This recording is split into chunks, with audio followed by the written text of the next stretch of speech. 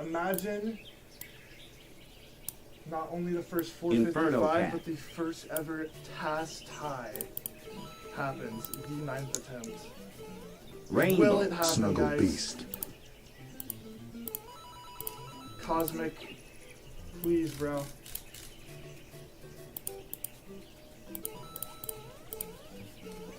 Oh my. No! I threw, bro. I'm sorry. I'm sorry.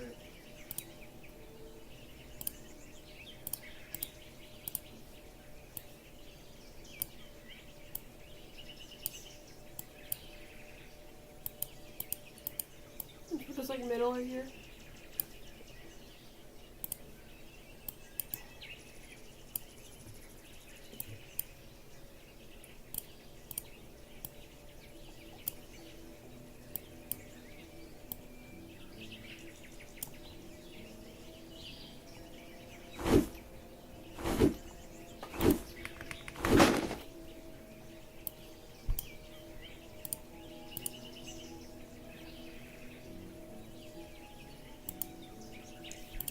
Think safety. Think Grainger. For trusted products to lock, anchor, contain, and protect.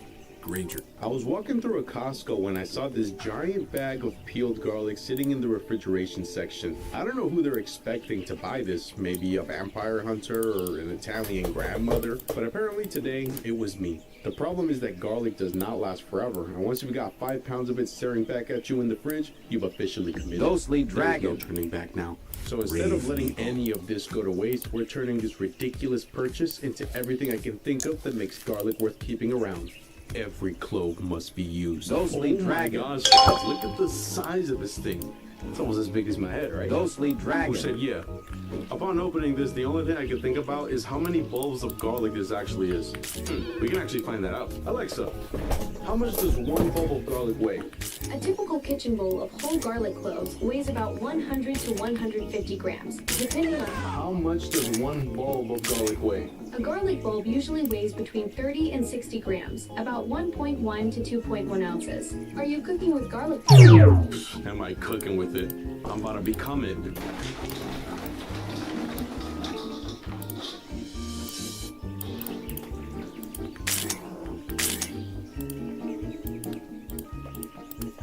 Which some people might call a little bit too much, but I think it's just enough. I'm not over-exaggerating when I say this at all, but the house smells so good. I hope your neighbors don't like garlic because they will come knocking at your door. It smells that strong and good, which makes me think like garlic as a house smell is not good, but it is at the same time. Anyways, when you guys do it, you'll know exactly what I mean. If we're gonna do this, we're gonna do it right. By the end of the day, I'm gonna make garlic that's spreadable, garlic that's crunchy, garlic that's ready to cook with, and maybe the most dangerous butter I've ever made. If garlic had a luxury version, this would be it. Basically, you're slow cooking garlic until every clove is soft enough to spread like butter. And while it sounds fancy, it's honestly one of the easiest things you can make. Now, all we do is wait.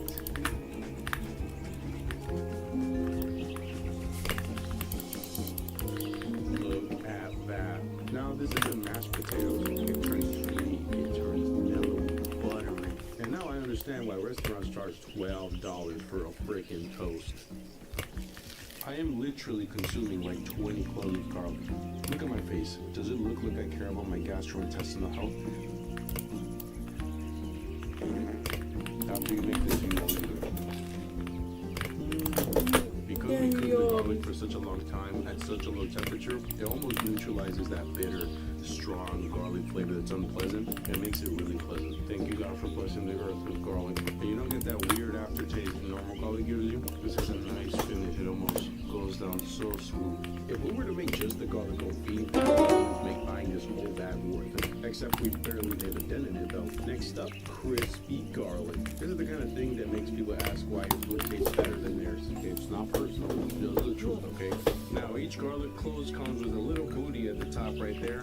This is really hard, and if you fry it and then chew it, you might break a tooth. So we're gonna go ahead and cut that booty off and separate them. Throw them away when you're done. The tricky part is that garlic goes from golden to burnt fat. I would say usually about 3 seconds. Ooh, that's nasty. The key here is that we're not just going to use any oil. We're going to use the oil from the garlic, heat it up to about 300 degrees, and then we're going to fry the garlic chips. Remember what I said about 3 business seconds? Keep an eye on them. If you leave, there's a very high chance that they're going to turn black and you're not going to be able to eat it. You should come out with something so golden brown and perfect like everybody eats here.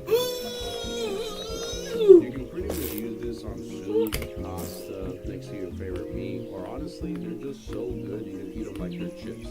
Guys, look at the crunch on this thing. I can eat it like it's potato chips. Mom versus banana. Mom versus banana. I'm a warning. I don't know if your breath is about to stay the same after that, alright? So don't get near any drugs. Get near the dogs. That's my warning. Now moving on to the garlic butter. This one might be my favorite because let's be honest, it's butter and garlic. I feel like these two are just the best things in the world when they're put together. Remember that garlic confit that we made earlier? That is going to be our secret cheat code for the perfect garlic butter. Why? No. Normal, plain, raw garlic. It would literally be disgusting. You'd have garlic breath. It would kill anybody you talk to. So that's what we could get to neutralize the flavors. The oil gets absorbed, and it's a magical flavor. I can't explain it. Actually, I can't explain it. Faucet. Hold on. I like to do 2 sticks, not too much, right? I thought We're this gonna chop them was up into cubes. I got that grass-fed See, butter because the internet's on Yeah. my guess. I think I'm helping. I don't know. In the butters. Okay. And because my butter already comes with a little bit of that ocean, put some ocean in yours if yours doesn't. Here we have the garlic confit. Oh my gosh. There really isn't any rules to this. I'm probably gonna put like 1, maybe 2. Let's do 3. You can never have too much garlic, baby. But now this We're works back. best if your Should have checked on butter the game, is guys. at room temperature, because if it's at refrigerator temperature, it might clump up and not blend well. Stop. The smell is to die for. Like you should literally die. Oh, come on. Come on, smell that. Let me show you what the texture should be like, alright? Because if you underblend it, you're not going to get that garlic flavor like you need to. See how it's whipped? That's what you want. Now, you want to know how the best restaurants in the world roll their butter into logs? I'm going to show you right now. I used to do this when I worked at a bakery. We're going to take all the butter, right? Put it right in the blob, in the middle. Don't worry about shaping it right now because we're going to shape it later. My whole house has been smelling like garlic for like the past 3 days. It smells good to me, but the wifey was getting a little nauseous. So here's what you do. We're gonna just slowly smear it, just very lightly. And then from right there, we're gonna take it and just fold it over like that. Super easy. And then close it off. Yeah, we need like That's 20 literally grams of protein Then at night. finish the So roll then off, Bonnie, grab the sides, protein. Too much wrap it protein, like a probably. piece of candy, just like that. And then slowly kind of maneuver it in such a way where you're making a little log. Let me get it. Because the way we use it is we're going to cut it into slices and then melt it over your steak. You can put it on your toast. Heck, you can even put it in your sandwich. In about 1 hour in the refrigerator, it goes from this to this. This is one of those things where you keep in the fridge and when you need it, suddenly vegetables don't seem so bad anymore. Some people call it cheating. Some other people call it intuitive eating. Others, like myself, don't care and just do it. If there's one thing I can say that garlic butter can cure, it's literally everything. Everything. It is just that good. Guys, when I tell you that made a world of difference, just adding that garlic confit in the butter and cooking with it, I mean it. It kind of tastes like the eggs bought a bottle of garlic perfume and sprayed it like that essence in the background just kind of hits your nose and then it just finishes all satisfying. Tell us about your summer. What did you do? What did you see? What does it feel like? Can you remember?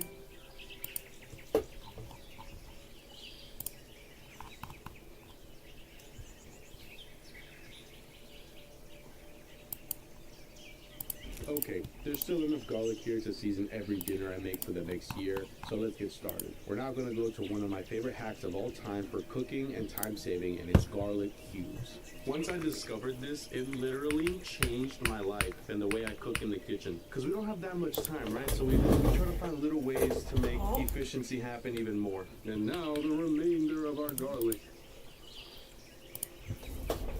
Now there is a trick to this, okay? We don't want to absolutely puree it where it almost becomes a liquid. We're gonna pulse it.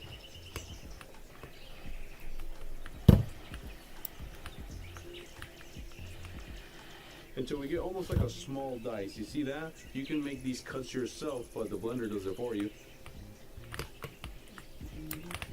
I think right there is where I want it.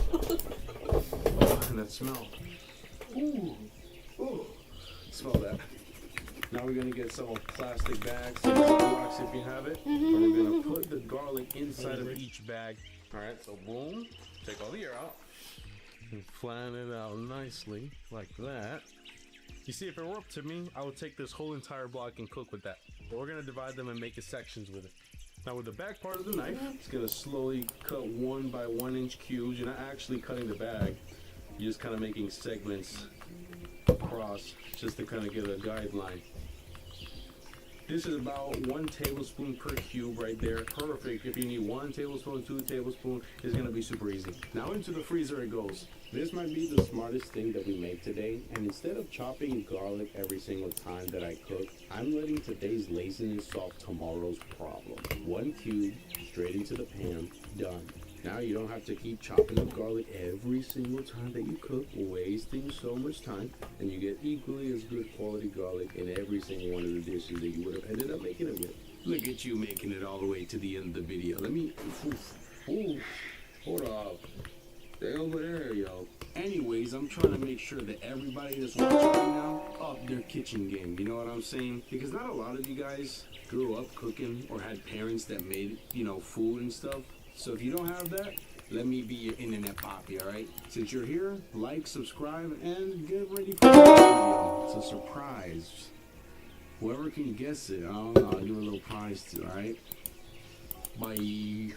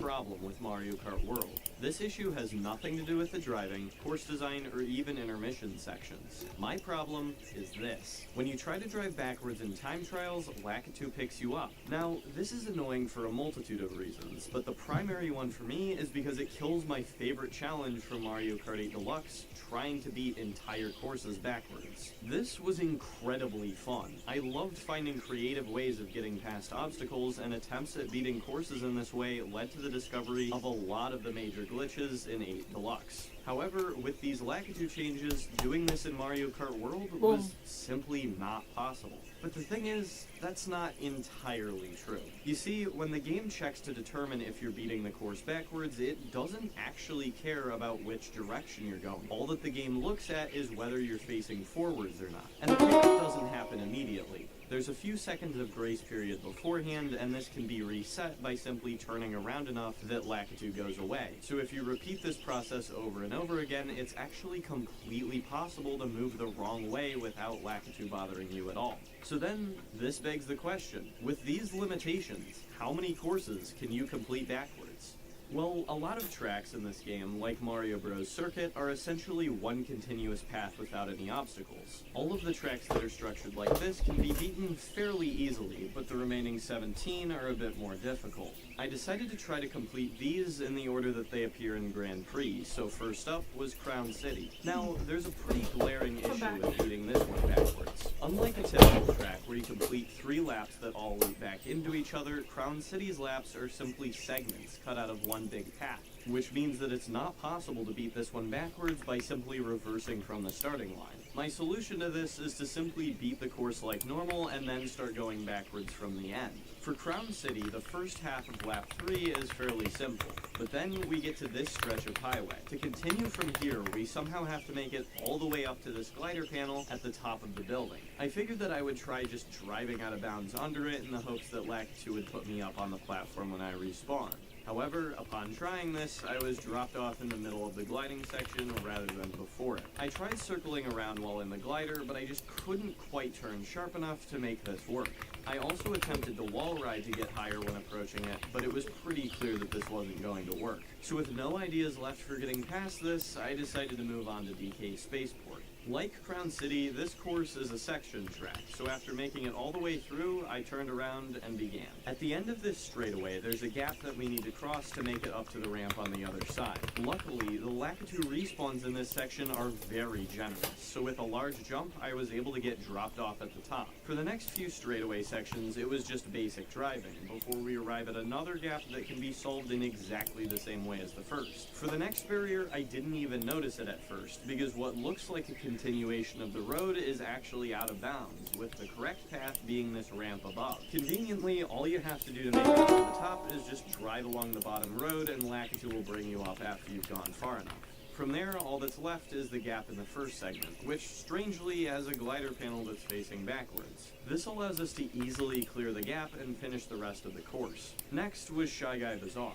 This one's main obstacle is this gap at the gliding section. I tried a few things here, like charge jumping over this railing and wall riding off of here, but nothing was really working. I moved on to Airship Fortress, which has a very similar situation to Shy Guy Bazaar. The glider panel on this one is below us, which seems like it should help, but this gap is still gigantic, so after trying a few things, I gave up and continued on. Starview Peak has a fairly large gap right before the finish line, but I did have an idea to get past it. If I could make it to one of these walls, I might be able to wall ride off of them, giving me more height and a better chance at a good Lakitu respawn. I tried charge jumping while using a mushroom and got really close. However, after a few more attempts, I was still getting picked up by Lakitu a bit before the wall. I tried changing my cart combo to one with a higher speed stat, but this honestly seemed like it made it worse. I tried going in the opposite direction and getting as low of a speed stat as I could, but this didn't help either. My last idea to reach this was leapfrogging off of this rail to get a bit more height, but Lakitu picked me up as soon as I touched it.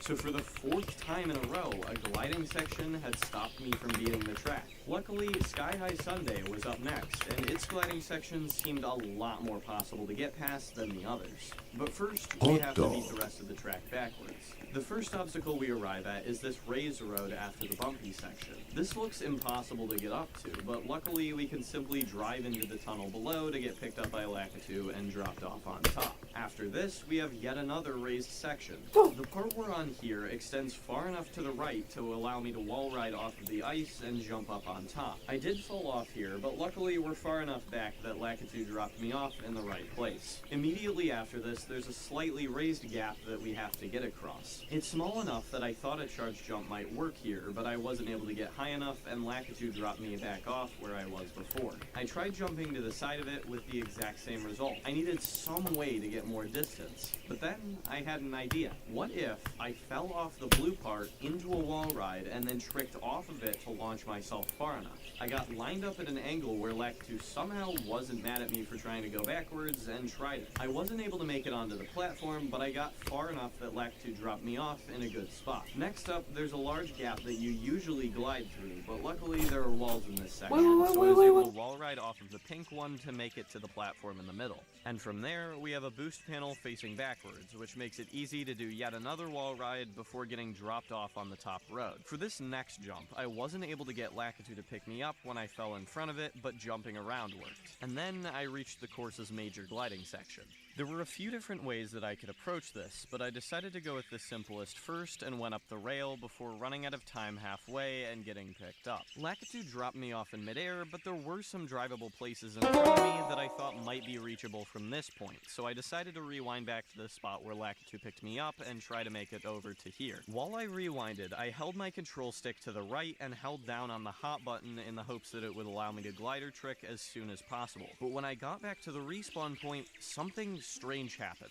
Instead of performing a midair trick, my cart did a small turn to the right before continuing to glide like that. This struck me as slightly odd. I had never seen a cart do this before, so I decided to rewind again to see if it was repeatable. But when I reached the respawn point again, instead of setting me back in the correct direction, the game simply pulled me straight backwards before doing another small turn to the right, making me rotate even farther than before. I tried this again, which resulted in an even harder turn to the right. For some reason, the game wasn't properly checking which direction I was facing when I rewound back to the respawn point, and the small turn to the right was allowing me to essentially spin my cart while staying in one spot. I immediately realized that if I could chain this together for long enough, I could go straight backwards through gliding sections, meaning that every single track that had been impossible due to one of these was back in contention.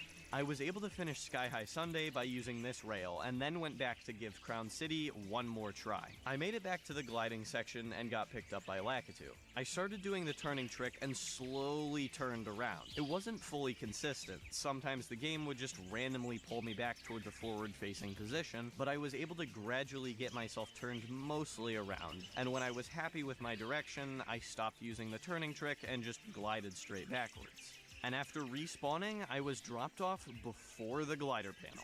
This trick had just proved itself and allowed me to overcome a previously unpassable barrier. I decided that this glitch deserved its own name at this point, so after a bit of consideration, I landed on calling it Rewind Stall Turning, or RST for short. Despite this victory, Crown City was far from complete. Immediately after this, the track has a gap with the other side raised significantly. Luckily, there's a wall just to the side that I was able to trick off of to get up.